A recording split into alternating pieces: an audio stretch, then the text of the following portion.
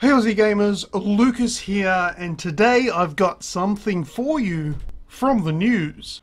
Well, first things first, Merry Christmas. I'm recording this video on the 25th of December, so to those that enjoy this day and celebrate it, Merry Christmas. To those that don't, well, I don't know, enjoy your day off. But I've got some sad news for you coming from the country known as Russia. Now, the information I've got suggests that a 44-year-old man has fallen onto a glass table to his death after suffering severe cuts to his body, causing him to bleed to death.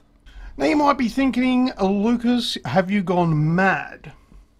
You may be right, but you're also thinking the question of why am I telling you about this? There's a man dead in Russia? Okay, big deal. This piece of news is interesting because of the unusual way that this man has died. Preliminary reports have suggested that the 44-year-old man was walking around in his apartment using a virtual reality headset. Now, because he wasn't able to see his surroundings, this said man has fallen over onto a glass coffee table. There's a little bit of creative license there. It says it was a glass table. I'm assuming it's some sort of coffee table. Otherwise, why would you be playing virtual reality around, I don't know, maybe a kitchen table? I don't know. But anyway, this man has fallen onto this table, which has essentially shattered, and he's fallen onto it, and the pieces of glass have cut him and have presumably cut some vital veins or arteries in his body, and he bled out and died. Now, the body was first discovered by the man's mother, who went to visit him and found him deceased, unfortunately. What a horrible, horrible thing to occur to anybody.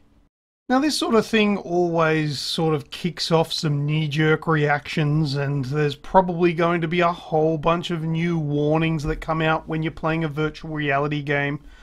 But really, do we need to be, I don't know, babied so much? I guess the answer to that is yes, because people do die doing these things. But, and look, with all due respect to the person involved in this news article, I don't want to take anything away from the sadness of that. But these are kind of like Darwin Award things.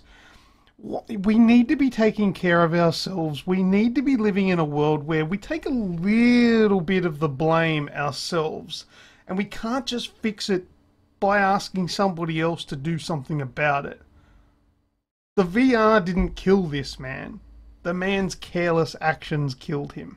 So like I said, I don't want to take anything away from the tragic accident that occurred, but we can't really go crazy and start going, VR needs to be banned, it's dangerous, people are going to kill themselves.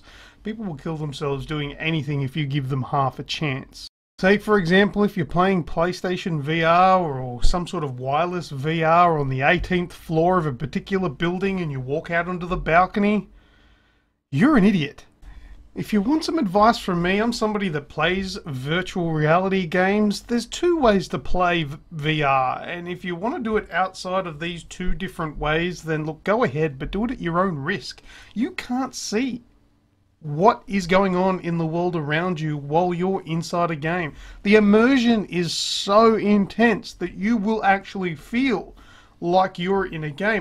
The immersion is so intense in these VR games that I actually was playing a game where there was a table in front of me and I wanted to put the controller down. I was holding, I think it was a DualShock 4 controller, and I went to put that controller down and I almost dropped it onto the floor because there actually was no table there. That's the kind of immersion that you get from PlayStation VR.